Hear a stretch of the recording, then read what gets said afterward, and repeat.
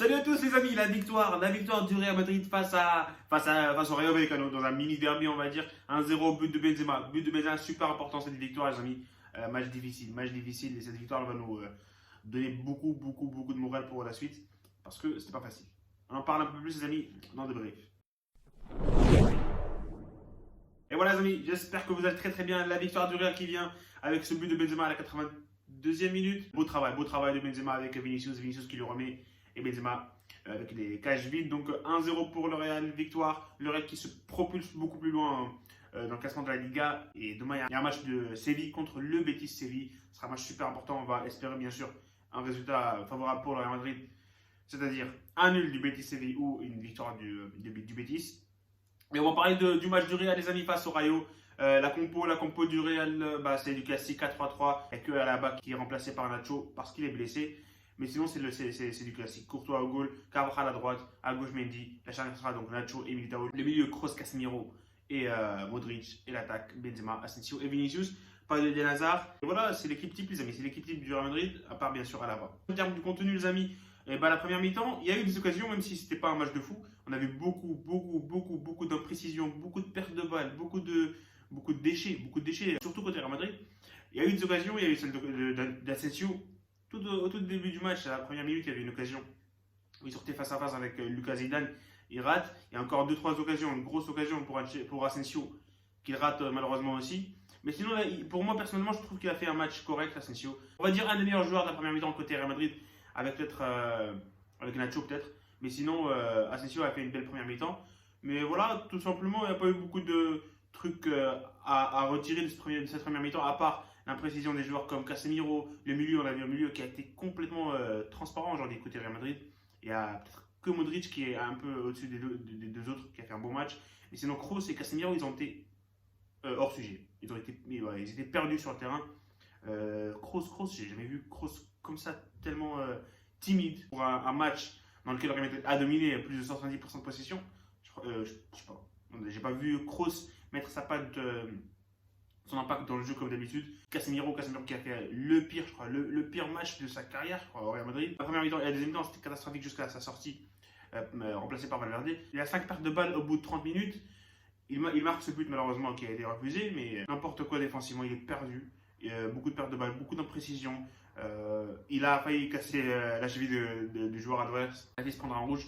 Bref, un match, une disaster class de Casemiro. La deuxième mi-temps, très peu d'occasions. Très peu d'occasions côté Real Madrid. Et côté on n'a pas vu grand chose. Il y a certes la parade réflexe de Courtois sur la ligne et une double parade en fin de match.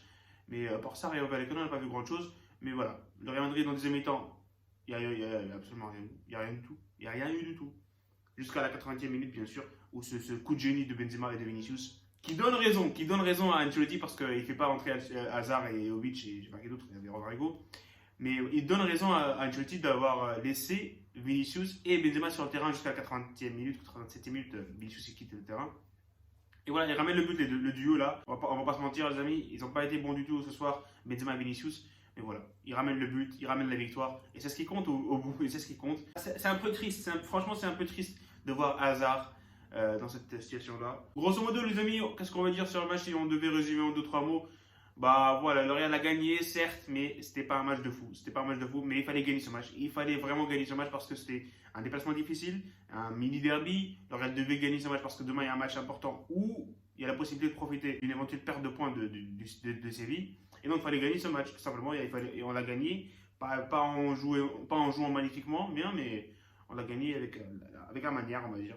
Avec la manière, parce que voilà, on a été concentré jusqu'au bout, même si on ne fait pas un bon match. Donc la victoire, elle a 3 points dans la poche.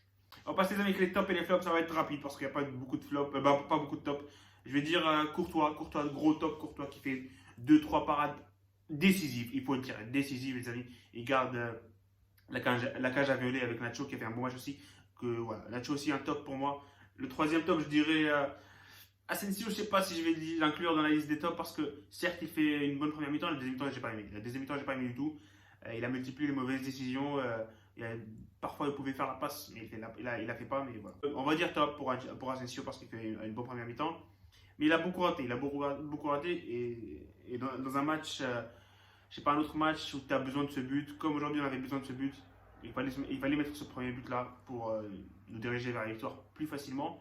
Après, c'est tout. Parce que Benzema, même s'il marque, il fait pas un gros match. Vinicius, même s'il fait la passe décisive, il fait pas un bon match du tout. Ah, Modric fait un bon match, donc voilà. Modric pour la liste des top. Et les flops, les amis, pour moi, c'est Casemiro. Casemiro, gros flop. Gros flop de Casemiro. Je sais pas ce qu'il a mangé, c'était son anniversaire, je sais pas ce qu'il a mangé, mais il a fait un mauvais match. Alors, on va espérer un bon retour de Casemiro au prochain match. Et voilà, mais ça sera tout pour le débrief. Voilà, on espère une victoire du Real Madrid au prochain match, bien sûr. On espère aussi que Séville perd des points. Et voilà, on se retrouve très bientôt, les amis. Salut et profitez des vôtres.